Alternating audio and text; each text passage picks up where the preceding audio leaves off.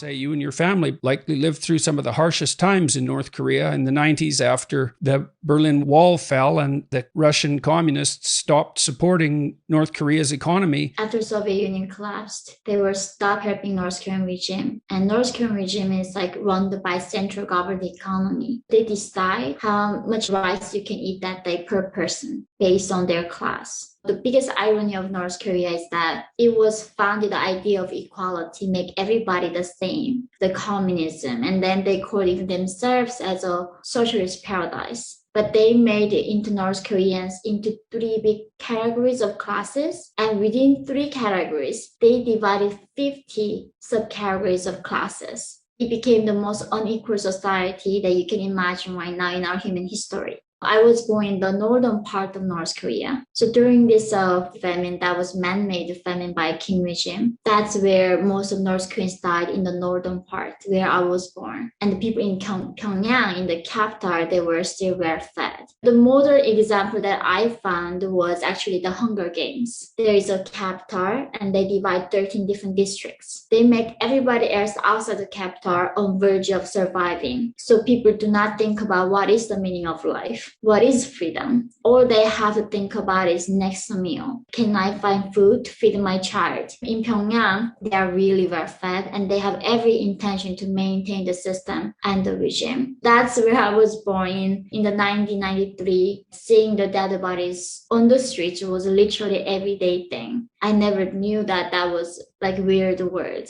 It's a country where they don't teach us about the word love. There's no word for love, no word for human rights, dignity, freedom. And that's why, people in North Korea, they don't know they are oppressed. They don't know they are slaved.